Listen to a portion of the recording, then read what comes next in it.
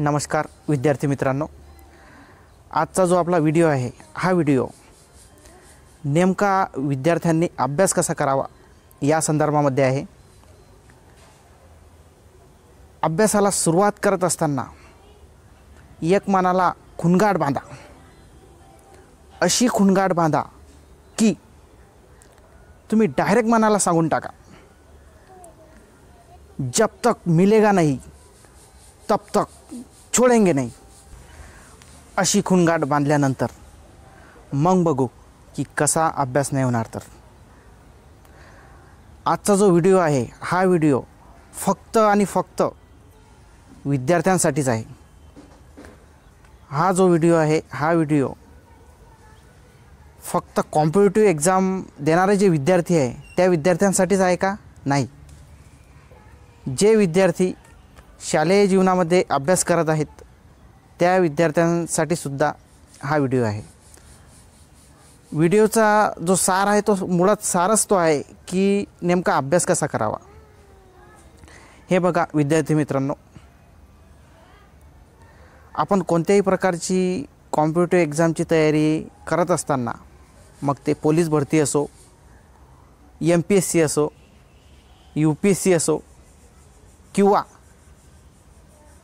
इतर अदर प्रकारच्या competitive exam असो,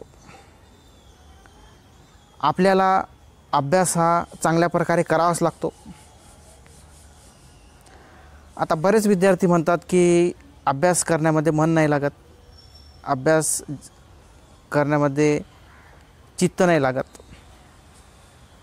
तर हे चित्त लागण्यासाठी, मन लागण्यासाठी नेमकं काय केलं पाहिजे, नेमक्या कशा प्रकारच्या टिप्स वापरल्या पाहिजे याच संदर्भामध्ये आज आपण पाहणार आहोत।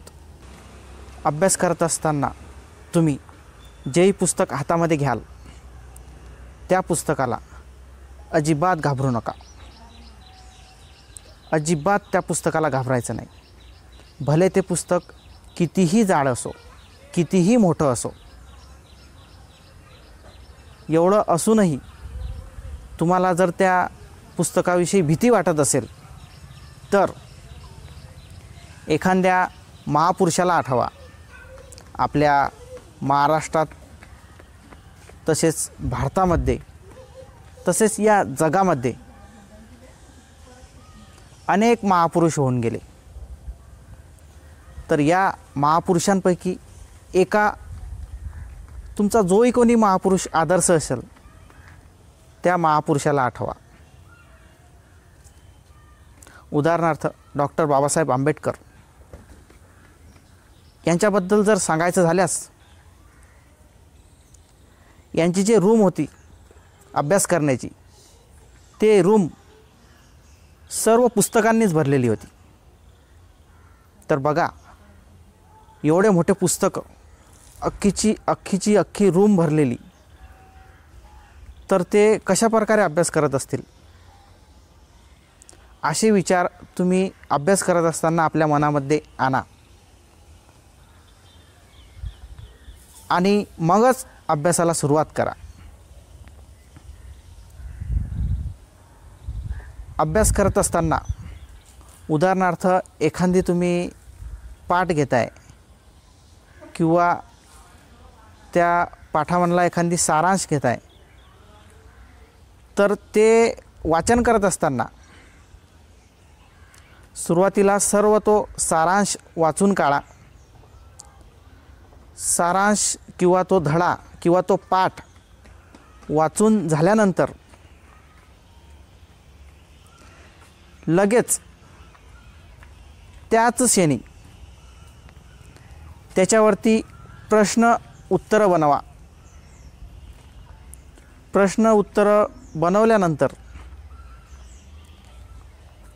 ते सोडवण्याचा प्रयत्न करा।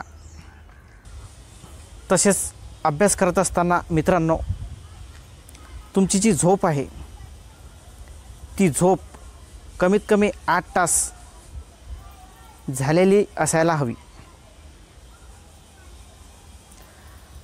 एवढे होऊनही तुम्ही 8 तास झोप घेतली आणि अभ्यासाला बसलेत तरीसुद्धा तुम्ही अभ्यास करत असताना झोपत आहे, तुम्हाला झोप येत आहे, तर तोंडावरून थोडं पाणी मारा.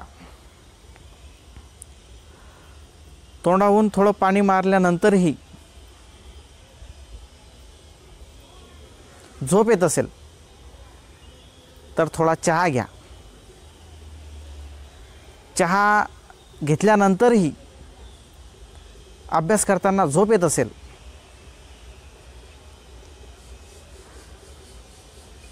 तर घरामध्ये एक खुटी बघा आणि त्या खुटीला आपले केस एका दोरीने बांधून लटकवा.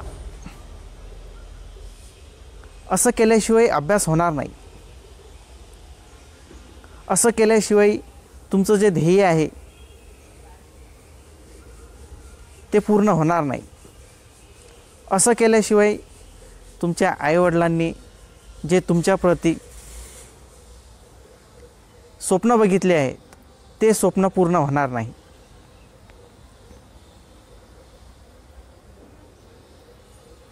एवढ्या गोष्टी करूनही तुम्हाला जर झोप येत असेल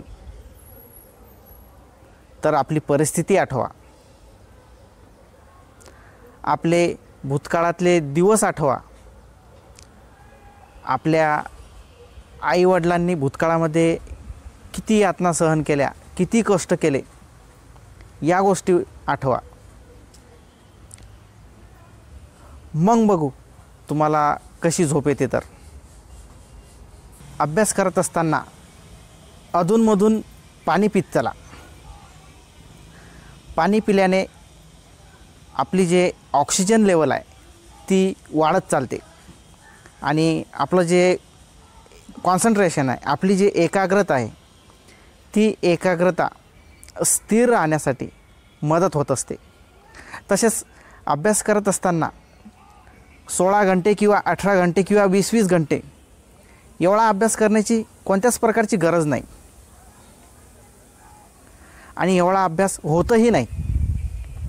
आणि एवढा अभ्यास जरी करण्याचा प्रयत्न केला, ठीक आहे, एक दिवस तुम्ही 18 तास अभ्यास करसाल, दुसऱ्या दिवशी पण 20 तास अभ्यास करसाल, त्याबद्दल माझं दुमत नाही. परंतु तिसऱ्या दिवशी तुम्ही बसूच शकत नाही.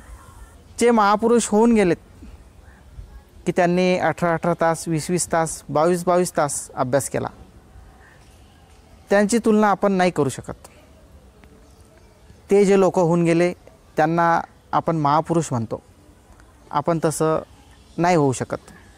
म्हणून 18-18 तास किंवा 20-20 तास एवढा अभ्यास करण्याची कोणत्याही प्रकारची गरज नाही आहे. तुम्ही जर फावला वेळ दिला, तुम्ही जर अभ्यासासाठी फावला वेळ दिला तर कमीत कमी 6 तास आणि जास्तीत जास्त 8 तास अभ्यास भरपूर झाला. परंतु हा जो अभ्यास आहे या अभ्यासामध्ये सातत्य पाहिजे, या अभ्यासामध्ये कंटिन्युटी पाहिजे. हा अभ्यास कसा रेग्युलर झाला पाहिजे. या अभ्यासामध्ये कोणत्याही प्रकारचा खंड पडायला नको. तर अशा प्रकारे तुम्ही अभ्यास करू शकता मित्रांनो.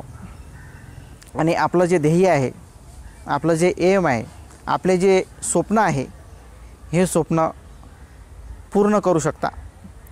किंबहुना आपल्या आईवडिलांचे स्वप्न पूर्ण करू शकता. तर आजचा जो व्हिडिओ आहे, हा व्हिडिओ तुम्हाला कसा वाटला या संदर्भामध्ये नक्की कळवा.